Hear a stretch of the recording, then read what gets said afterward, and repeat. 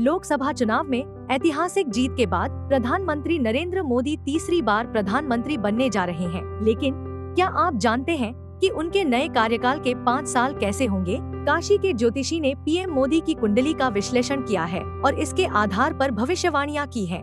आइए जानते हैं क्या कहती है ये भविष्यवाणियां। काशी के ज्योतिषाचार्य पंडित संजय उपाध्याय ने बताया कि पीएम मोदी के इस कार्यकाल में देश आर्थिक दृष्टि से काफी मजबूत होगा।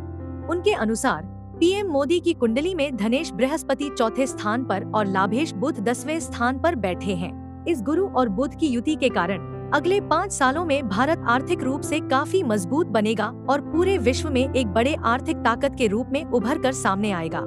सिर्फ आर्थिक मजबूती ही नहीं बल्कि विकास के काम भी तेजी से होंगे। रोड, इंफ्रास्ट्रक्चर और जनता की सहूलियत के लिए कई कदम उठाए जाएंगे।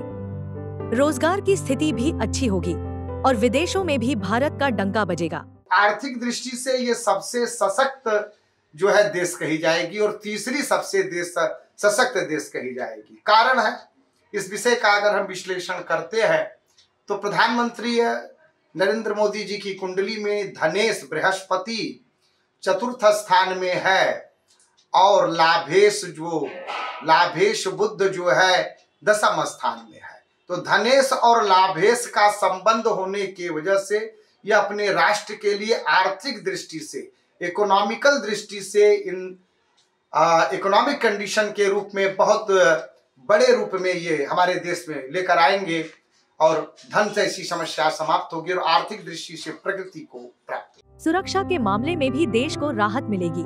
पंडित संजय उपाध्याय के अनुसार पीएम मोदी की कुंडली में शत्रु भाव का स्वामी मंगल लग्न में चंद्रमा के साथ बैठा है और शनि 10वें स्थान पर है। ऐसे में पिछले 10 सालों की तरह इन 5 सालों में भी आतंकवादी गतिविधियां देश से दूर रहेंगी। सबसे बड़ी विघ्न बाधा है शत्रुओं की, आतंकवाद की, टेररिज्म की है, टेररिस्ट की है, जिसको विगत कई वर्षों तक भारत ने झेला।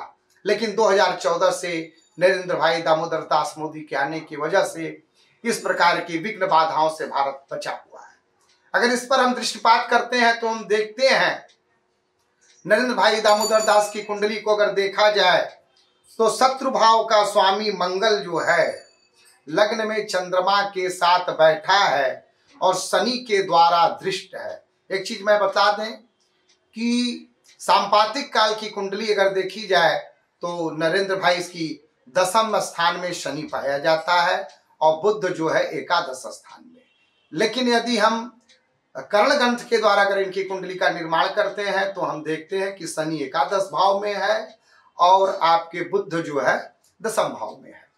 तो शनि की दृष्टि जो है मंगल पर पड़ने के कारण शत्रुओं का शमन होगा, आतंकी गतिविधियां समाप्त होंगी। तो भारतवासियों तैयार हो जाइए एक और सुनहरे कार्यकाल के लिए। पीएम मोदी के नए कार्यकाल में देश की आर्थिक, सुरक्षा और विकास के क्षेत्र में बड़े बदलाव और उन्नति की उम्मीदें हैं। जुड़े रहिए हमारे साथ और जानिए हर ताजा अपडेट। लोकल 18 के लिए वाराणसी से अभिषेक जायसवाल की रिपोर्ट।